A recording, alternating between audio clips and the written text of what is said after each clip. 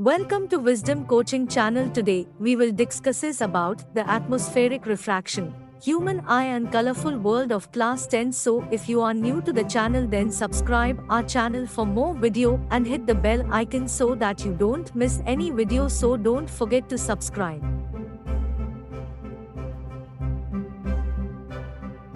What is atmospheric refraction? To explain atmospheric refraction in simple words, let us say that it is the change in the direction of propagation of electromagnetic radiation or sound waves traversing in the atmosphere. This refraction is caused by the light passing through the air. Air is made up of gas and dust particles with different optical densities. It causes a change in its speed, which then changes the direction of the traveling light. This phenomenon is referred to as atmospheric refraction of light. The most common effect of atmospheric refraction is observed at sunset and sunrise. At sunrise, the sun appears early due to the refraction of light, and during sunset, the sun appears even after it disappears behind the horizon. This is an interesting application of atmospheric refraction. Twinkling of stars. The twinkling of stars is due to the atmospheric refraction of stars' light. Since stars are very far off heavenly bodies and therefore are considered single-point sources of light. When the light coming from a star enters the Earth's atmosphere, it undergoes refraction due to the varying optical densities of layers of air. The continuous changing conditions of the atmosphere refract the light coming from the stars by different amounts from one moment to another. When the atmosphere refracts more star light towards us, the stars appear to be bright, and when the atmosphere refracts less star light towards us, the star appears to be dim. This phenomenon goes on, thereby giving rise to twinkling of stars. Planets do not twinkle. The planets are much closer to the Earth and are thus considered as the collection of infinite point sources of energy. Therefore, the dimming effect produced by some of the point sources of light in one part of the planet is nullified by the brighter effect produced by the other point sources of light in the other part of the planet. As a result, the total variation in the amount of light entering our eye from all the point sources of light will average out to be zero. The apparent position of the star's eye is higher than their actual position. The apparent position of the stars is higher than their actual position due to the atmospheric refraction. The upper layers of the atmosphere act like a rarer medium, whereas the lower layers, which are close to the Earth, acts like a denser medium. As the star light enters from rarer to denser medium, it bends more towards the normal. Since the atmosphere bends starlight towards the normal, the apparent position of the star is slightly different from its actual position. As a result, star appears slightly higher than its actual position, as shown in the figure. Since the atmosphere bends starlight towards the normal, the apparent position of the star is slightly different from its actual position. As a result, star appears slightly higher than its actual position, as shown in the figure. Advanced sunrise and delayed sunset. The sun is visible to us about 2 minutes before the actual sunrise and 2 minutes after the actual sunset because of atmospheric refraction. The actual sunrise takes place when the sun is just above the horizon.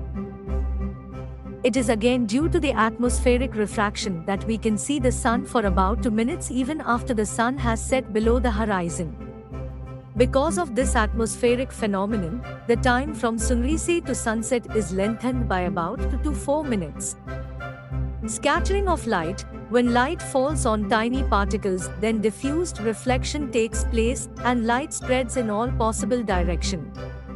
This phenomenon is known as scattering of light. Small particles scatter mainly blue light.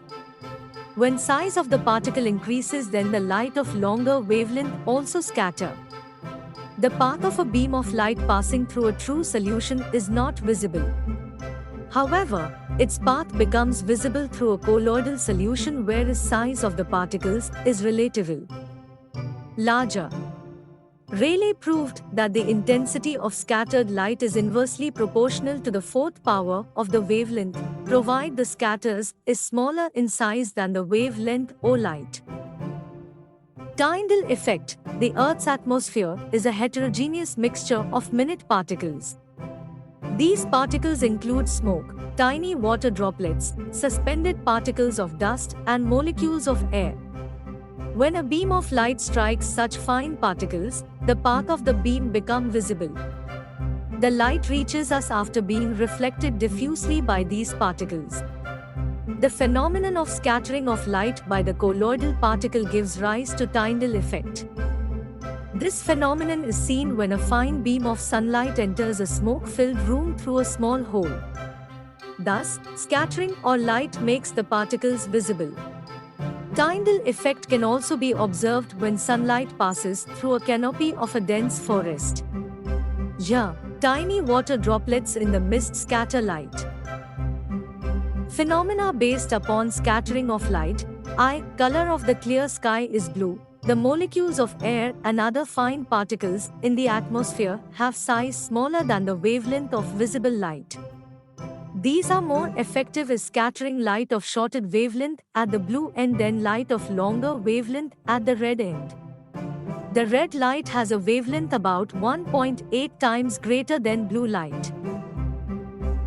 Thus, when sunlight passes through the atmosphere, the fine particles in air scatter the blue color more strongly than red. The scattered blue light enters our eyes. If the Earth had no atmosphere, there would not have been any scattering. Then, the sky would have looked dark. The sky appears dark to passenger flying at very high altitudes, as scattering is not prominent at such heights. 2. Colors of the sun at sunrise and sunset. Let us do an activity to understand the color of sun at sunrise and sunset. Place a strong source, S, of white light at the focus of converging lens, L1.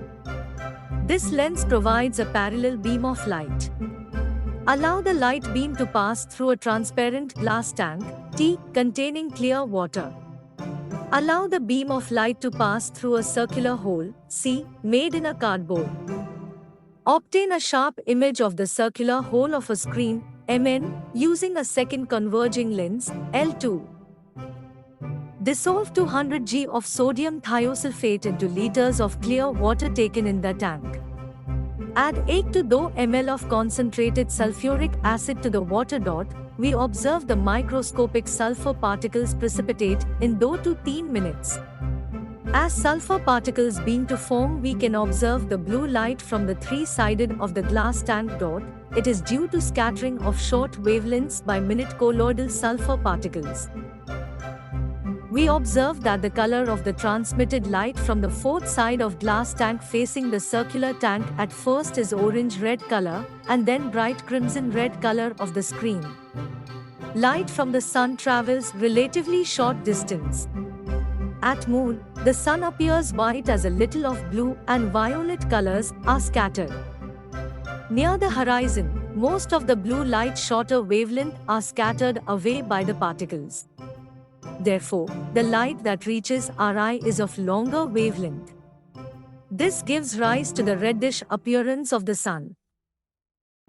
Danger signals are red. Out of all the colors of visible light, red color has the longest wavelength. Therefore, red color is least scattered.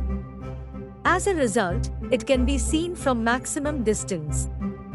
That is why danger signals are red.